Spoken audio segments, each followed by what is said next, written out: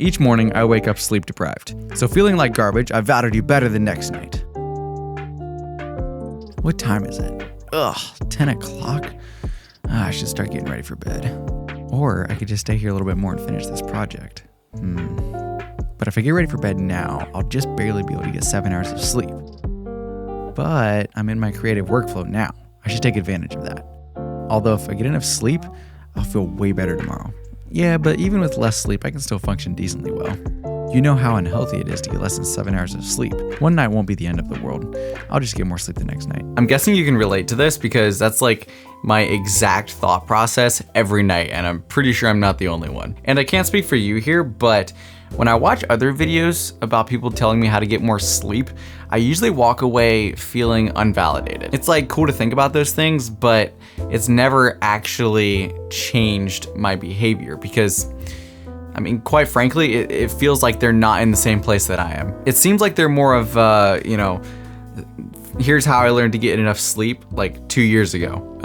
And instead of I'm not getting enough sleep, so follow along as I learn how to change my behavior.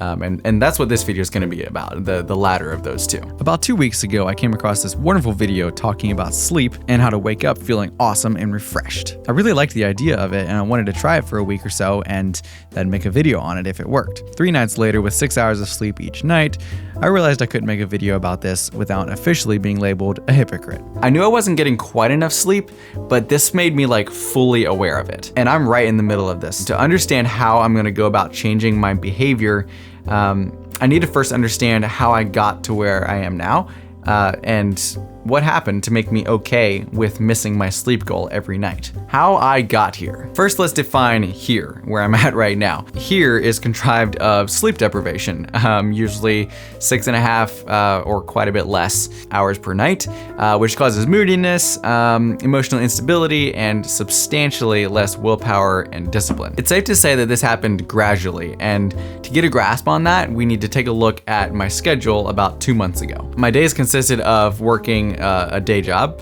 and pouring about 30 to 35 hours a week into videos like this for you. Balance that with other life activities and you see the incredibly tight line that I had to walk in order to keep both sides even. And I learned that I could do just all of that stuff, just barely, and get 7 to 7.5 hours of sleep.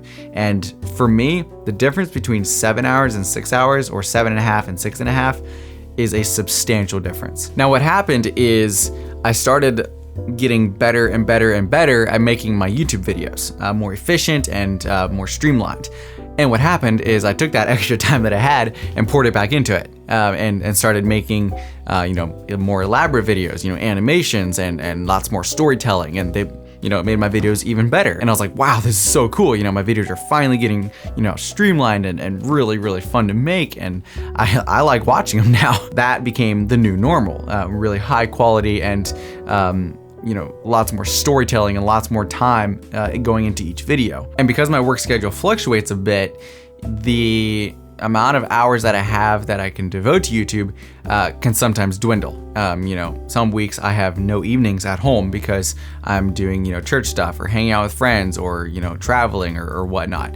And because that became the new normal for my videos to hold that quality, I found that it was really hard for me to revert back to lower quality videos and less time and still be able to make my deadlines. Now, for those weeks where I had to give less time to my videos, I had to find that extra time somewhere. And since I wasn't spending any of my time on, wasted activities, sleep was about the only thing that I could tap into. And, once or twice a week, I would, slowly kind of dip into the sleep and, get, way less sleep one night and finish all my projects until that slowly began happening more and more and more. And then that became the new normal of, cutting way back on my sleep. Because I needed to dedicate way more time to my videos. Time is a way of expanding, it's called the Parkinson's law, of expanding to fill the amount of time that you give it.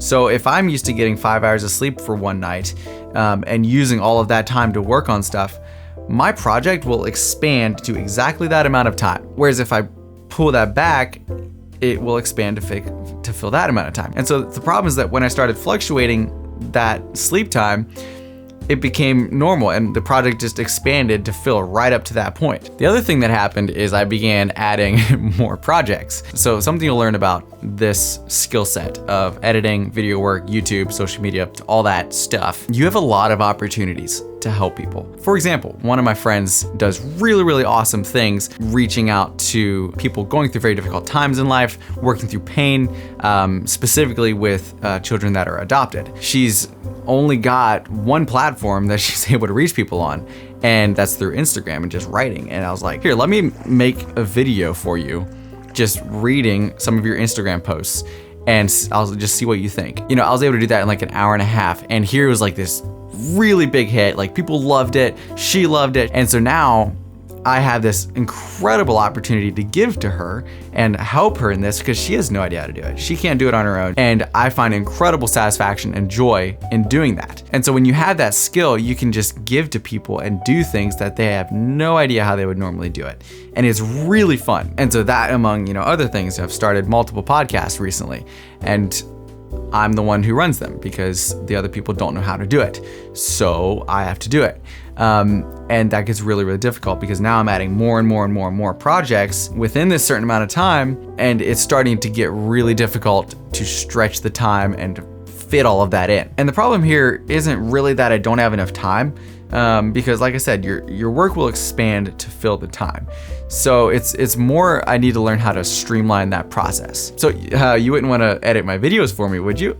So you take all those things and combine, you know, the new projects, the workload increase and the better quality videos and the more time commitment and travel and all that stuff, and you can quickly see how slowly over time I started cutting into my little reserve of time. It kind of compounds then, because when you get less sleep, you're less efficient in the day, therefore you need more time to do things.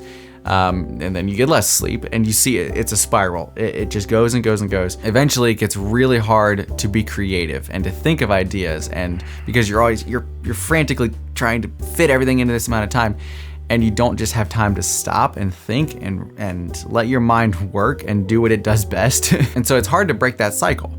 But that's what the next part of this video is about, because I'm sick and tired, no pun intended, of being here. But that was a pretty good one. I shouldn't have watched Jungle Cruise. That like filled my head with puns. Anyway. I had a girlfriend once. She was cross-eyed. Didn't work out. We could never see eye to eye. I'm also quite sure she was seeing somebody on the side. So let's discuss the course of action that I'm gonna take to get out of this. And I don't even know if this is gonna work, but we're gonna give it a shot and see what happens. The first thing that I had to grasp, and I've talked about this and I have a good hold on it, but I just had to reinforce it, is that building good habits happens the same way that you lose those habits. They happen slowly with little increments and one step at a time. You don't start this huge habit of, I'm gonna work out every day, and like you start at 4 in the morning and like you will quickly run out of willpower and relapse right back to where you were. And so you have to build that slowly into the routine of your day. First course of action, rewards. My favorite. Every morning that I wake up, I make myself a delicious cup of coffee, usually in the form of a latte. This gives me a perfect opportunity to build into my day a little bit of incentive, because our brains are really well designed and well wired to be motivated with possible rewards. So starting a few days ago, I decided that if I don't get exactly 7 hours or more sleep per night, I can't have a latte in the morning, which is really problematic because if I don't get that much sleep, that's probably when I actually need coffee. But the flip side is also a huge motivator too, because every time I'm sitting there in the morning, sipping my cup of joe, reviewing the day and going through my devotions and whatnot, I can remember that I have that coffee because I got enough sleep. And every time I take a sip, it reminds me of that. And so that gives me incentive to keep going and to keep doing that. The second course of action, structure. As we discussed before, our projects and whatnot tend to expand to fill the time that we give it. Just like you can be broke no matter how much money you make, because as your income increases, your spending also increases with it. And then the problem is when your income goes down, your spending tends to follow a little bit slower. This is why I laugh at people who get excited about, delegating or passing off work to other people or hiring someone else. They're just like, man, if I could just hire someone to take this workload off of me, there would be so much less stress. I would get way more done. And I'm just like, no, you wouldn't. Because as soon as you take that workload off of you, that extra time you're given, you're gonna fill it up with something else. And it's gonna be just as stressful, and you're gonna be in the exact same spot. People decide this beforehand. It's not something that happens to you. And if you actually want to reduce your stress and the amount of time that you give to things, that's up to you. It's not gonna happen automatically when you delegate something out. You're just gonna fill up that time with something else. You're gonna fill that workload with something else, other projects, something to fill that time, and you're gonna be in the exact same spot. But it is really, really important to build structure into your routine. And so that's what I've decided to do. I've reverse engineered how much sleep I wanna get, preferably 7.5 because of the 90-minute cycle of how you sleep. If you get 7.5, that's when your cycle of sleep is at your most awaking point. So if you wake up right then, you're gonna feel so much better. You're not gonna be all groggy. So for this, I've set up a nighttime schedule routine, and it goes like this. So at 9:30 p.m., all of my work stops. And that's really important because my work is about 15 feet away from where I'm at right now, and I can always be working on something. From 9:30 to 9:45 is getting ready for bed, showering, those sorts of things, brushing my teeth, all that fun stuff. From 9:45 to 10 is when I'm in my room, journaling about the day, writing out my daily highlight, or something along those lines. Just kind of unwinding and reviewing my day. I've been doing that in just a normal notebook for a while, but recently I got this really awesome daily planner. I haven't been using it for terribly long, but it is really awesome because it kind of lays out the system for you of in the morning you wake up, okay, what are my goals? What's my top priority for the day? And then, what are my tasks? And then you can schedule out your day inside of there. And it's really, really cool. It adds a little bit of extra structure. If you want to check that out, I'll put some down in the description that I personally like and use. If all of this is done properly, that puts me at 10 o'clock ready to fall asleep. Now, if I know me, which I do, usually takes around 30 minutes to fall asleep. And the other thing is that when you fall asleep, it actually takes a little bit of time for you to get into the deep part of your sleep, which is where the rest actually happens. So all that being said, if I go to bed at 10, that'll put me hopefully asleep by 10:30, which will give me exactly 7.5 hours of sleep until I wake up, which is at 5:55. Third course of action, streamline.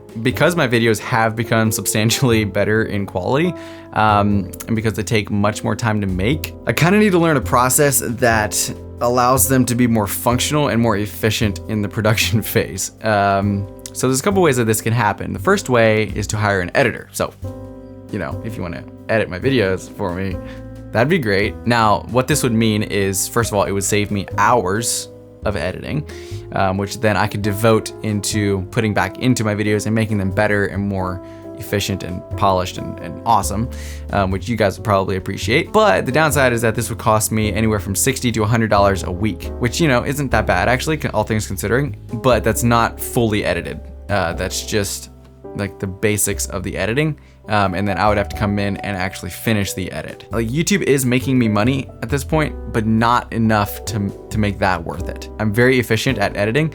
And so at some point I do want to pass that off, but I don't think that that's going to be what happens now. The other thing I need to do is I need to structure my days that I work. My day job is very dependent on the weather and orders that come in. And so there's some weeks I don't have very much work and some weeks are packed full. So I really need to talk to my boss, which is also my brother, which is a handy dandy thing. I want to discuss this with him and just see if we can just nail out, these days we are going to pack full and cram every ounce of work that we can into them. And then I know for sure that I'm going to have, this many days that I can do my own projects on. It would help to just keep it all organized, and it would also help me to stay focused, because then you have this day where this is what I'm doing and I can give all my attention to that instead of trying to be split, think about my video stuff while working here and trying to figure out how I can make both of those work in the same day when I don't have enough time. But I just want to be careful not to put more stress on him with that. Those are the best ways that I've found or that I've come up with that I can change my behavior. Will it work? I don't know. If you want, you can check back in about a month. I'm gonna make another video and review this whole process and see if it actually worked, because if it works, I wanna show you how it works and then potentially you could use that. I'm not really into this whole thing of trying to find hacks for this. You know, the things of like, you know, make your room colder, or like don't eat before bed, or wear a mask while you sleep. So, you know, wear a sleep mask. If that works, like more power to you. But for me, this is a behavioral problem, not a environmental problem. And as I mentioned before, not getting enough sleep will hinder or reduce the amount of willpower that you have throughout the day. If you're curious why, you know, some days you don't have as much willpower, you should check out this video that I made on that over here. I think you'll really like it. It's like literally one of my favorite videos that I've ever made.